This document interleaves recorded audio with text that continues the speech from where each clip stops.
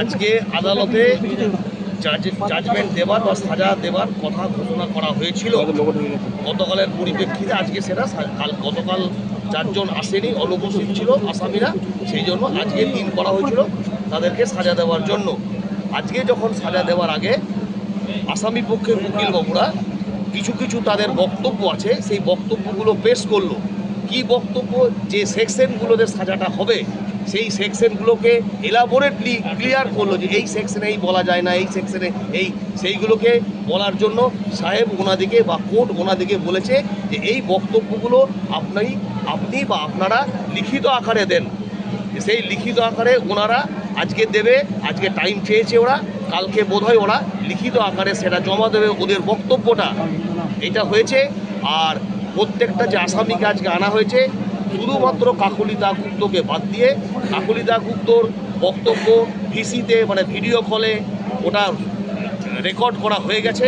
সাহেব রেকর্ড করেছেন বা কোর্ট রেকর্ড করেছেন, ভিডিও কলে ওনার রেকর্ড হয়ে গেছে। এবং বাকি যে 12 জন আসামিকে আজ এখানে প্রডিউস করা হয়েছে সেই 12 জন আসামির বক্তব্য কোর্ট এক এক করে বক্তব্য শুনছেন। কিন্তু যেহেতু এটা খুব লেন্দি প্রসেস, অনেকগুলো আসামি আছে, তা আমাদের এখন টাইম মোটামুটি এখন দেখুন এখন কটা বাজে, প্রায় 2:30 বা 2:20 বাজতে যাচ্ছে।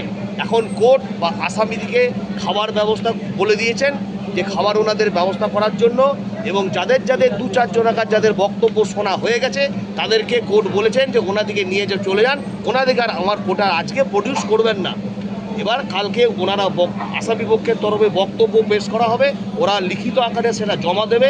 জমা দেওয়ার পর কালকে আবার কোর্ট ওইটা শোনার পর কি অর্ডার দেয় সেইটার দিকে আমাদেরকে তাকিয়ে থাকতে হবে। আজকে রায়দান স্থগিত, আগামীকাল হবে। ওনাদের রিটিন মানে লিখিত যে বক্তব্যটা, সেই বক্তব্যটা ওনারা পেশ করবেন কালকে কোর্টে। সেটা পেশ করার পর সাহেব সেটা কনসিডার করবেন, দেখবেন, তারপর রায়দান হবে। আজকে রায়দান হবে না। এক এক করে বলুন।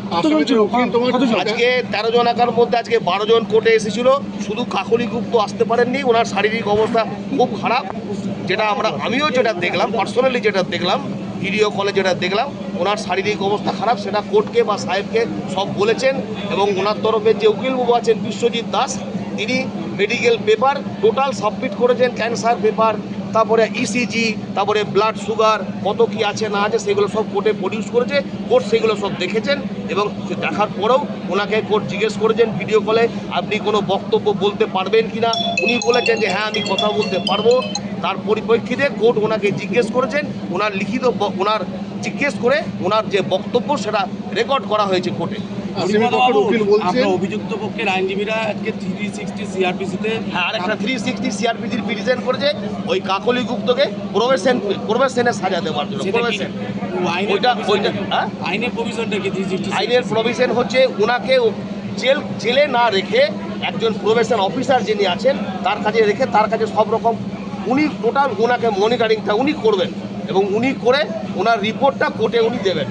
তিনি কীভাবে থাকবেন, উনি ঠিক মতো সুস্থ জীবনযাপন করবেন, উনি কোনো রকম কোনো উল্টো পাল্টা কাজ করবেন না, এইগুলো 360-তে সব, এবং সেটা ওমেনের ক্ষেত্রেই প্রযোজ্য। ঠিক আছে, এটা আজকে এই সেকশনটাও আজকে আলোচনা হয়েছে এবং এটাও আজকে হিয়ারিং হয়েছে। সেটা সম্বন্ধেও বিশ্বজিৎ বাবুকে বলা হয়েছে লিখিত আকারে দিতে। ওনার বক্তব্য উনি লিখিত আকারে উনিও দেবেন।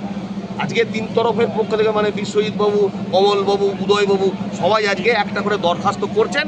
সেই দরখাস্তের পরিপ্রেক্ষিতে আজকে কোর্ট একটা সময় দেবেন এবং আগামীকাল মানে এখনও পর্যন্ত ঠিক হয়নি, হয়তো আগামীকাল, মানে আমি হয়তো বলে রাখব, কারণ এখনও যেহেতু বাকি আসামিদের বক্তব্য রেকর্ডিং করা হবে তারপর কেসটা শেষ হবে, সেই জন্য আমার মনে হচ্ছে হয়তো আগামীকাল আবার এটা রায়দানটা দেওয়া হবে। আজকে কোনো রকমভাবে রায়দান না, আজকে রায়দান কোনোভাবেই হবে না। আপনার নাম পরিচয়? আমার নাম হরিদাস মুখার্জি, আমি এই কেসে সরকারি আইনজীবী।